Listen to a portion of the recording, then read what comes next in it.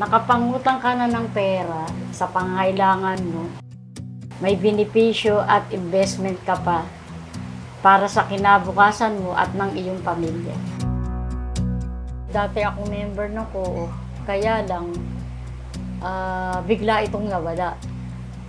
Sa kadahilan ng hindi ko nagustuhan na yung mga pamalakad nila ganun. Ang kahirapan kasi doon, halimbawa umutang, hindi ka iipunan, bayad ka lang ng bayad.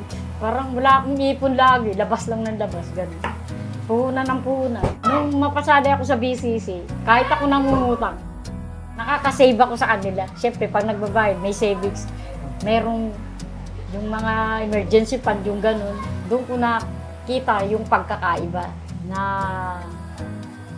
mas mahalaga itong BCC kaysa dun sa isa. Yung nag-area sila Ma'am Lilia, tsaka sila Ma'am Agnes. Tapos, na-meet nila ako, na nalaman na coordinator ako, pinatawag. Ibig sabihin, in-invite lang. Hindi ko lang alam sa kanilang dalawa kasi pumunta dito eh. Parang nakilala nila ako.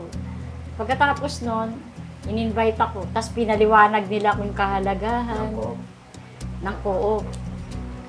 Tapos yun, sinubukan ko. Tapos nagustuhan ko naman. Hindi, sumali na ako dito. Natuto na nga ako eh. Bumili ako ng mga paninda, tapos ipapasa ko. Halimbawa, bumili ako ng walis, 10 piraso. Ipapost ko yon. Tapos pag may order, i-deliver ko na. Saka ko order sa supplier. Time deposit ang ginagawa. Tapos, yung alaga ko, iniipunan ko doon. Parang makakapanatag na meron siyang ipon. Meron ako inasaan, meron ako na save. Ngayon, nagkaroon ako ng ideya na kung ilalagay mo doon sa time deposit, pwede pa siyang tumubo. Magkaroon ng interest. Hindi ko kasi alam. Ang kasi sistema lang yan, gusto ko dito umaten sa Marilag. Sabi nila, Ma'am Chan, dito ka mag-attend sa hindi ka pwede dyan. Bakit hindi? Lapit-lapit ko dyan. Tapos sabi niya, kailangan doon ka sa main. Eh, syempre, nakipag-anuan ako hanggang sige na nga lang, pumayag na ako. Pagdating doon, dinala ako doon sa mismong harapan ng bulwagan. Tapos doon ko nakita na, ano pa yung gagawin ko rito? Hindi ko yun alam. Tapos nung in-award mo sa akin yung certificate ng recognition, yun lang, yung pero hindi sinabi na may libre sa private pool. May nag-text na lang na avail ko daw yun, ha? Paano nangyari yun? So ang ginawa ko, lahat ng bago kong recruit, dinala ko, sinama ko ron. Kasi 4 lang naman kami sa pamilya. Kaya ang ginawa ko, yung mga recruit ko na yun, sinama ko rin.